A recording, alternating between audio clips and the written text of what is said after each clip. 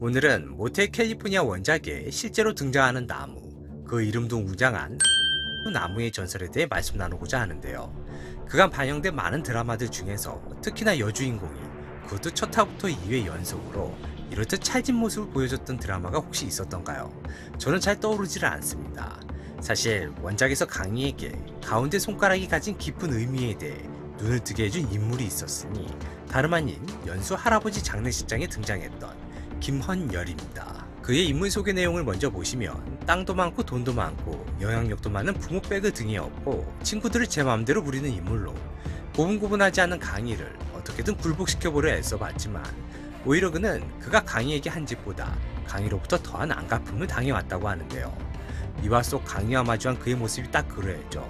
어떻게든 강희를 밟아보려 애써보았지만 강희는 결코 호락호락 뜻대로 당해주지 않았습니다. 혹시나 도움이 될까 일부러 손목을 노출시켜보죠.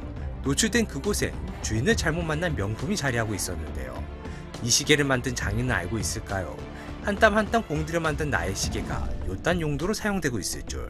당연히 강희를 제압하는 데 있어 명품 시계는 1도 도움이 되지 않았을 뿐만 아니라 이번에도 김헌열은 강희에게 되로 주고 말로 받았습니다.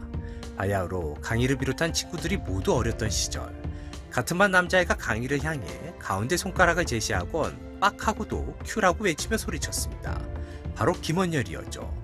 이티와 엘리엇이 나누었던 따뜻한 손가락과는 그 느낌이 다른 손짓. 그 뜻을 몰랐던 강희는 가운데 손가락을 내민 그에게 화를 내야 하나 말아야 하나 어리둥절해 있었는데요. 그 모습이 웃겼던지 김헌열은 더 신이 나서 외쳤죠. 튀기라는 말과 함께 가운데 손가락을 내민 김헌열. 강희는 튀기라는 소리를 듣고서야 알 수 있었습니다. 가운데 손가락을 들고 그 아이가 외친 것이 욕이라는 것을. 강희는 속은 상했지만 결국 그 누구에게도 해당 일을 알리지 않았고, 다만 아무도 모르게 그 아이가 새로 산 닌텐도 게임기를 화장실 변기에 넣어버렸습니다. 닌텐도를 잃은 김헌열, 여린 마음에 재미진 게임기를 잃어버렸으니 무척이나 슬펐겠죠. 어찌되었건 전설은 이제부터 시작됩니다.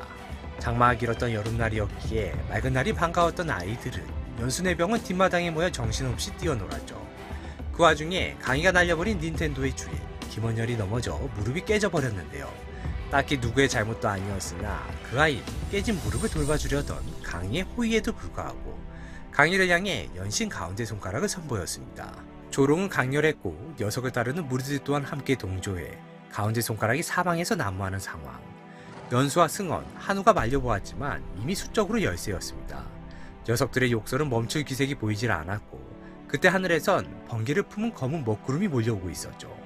강희는 그만하라며 그러다 번개 맞을지 모른다는 말로 위협을 해보았으나 오히려 자극만 될 뿐이었습니다. 더 이상 참지 못한 강희는 가까이 손에 잡히는 돌을 집어 던져버렸는데요.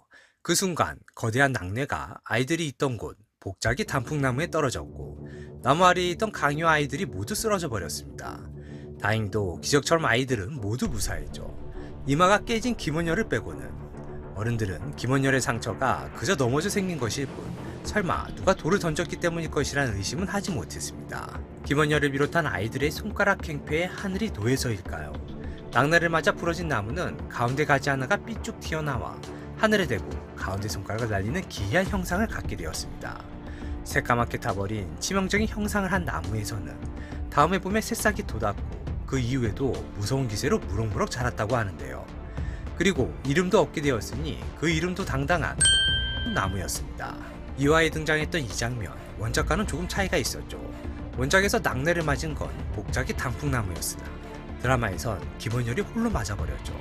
그래서일까요? 낙뢰를 맞고 더욱 무럭무럭 자란 복작이 단풍나무처럼 김헌열의 4가지도 낙뢰를 맞고 더욱 대성하여 이 지경에 이르렀나 봅니다. 오늘의 영상 마칩니다. 시청해주셔서 감사합니다.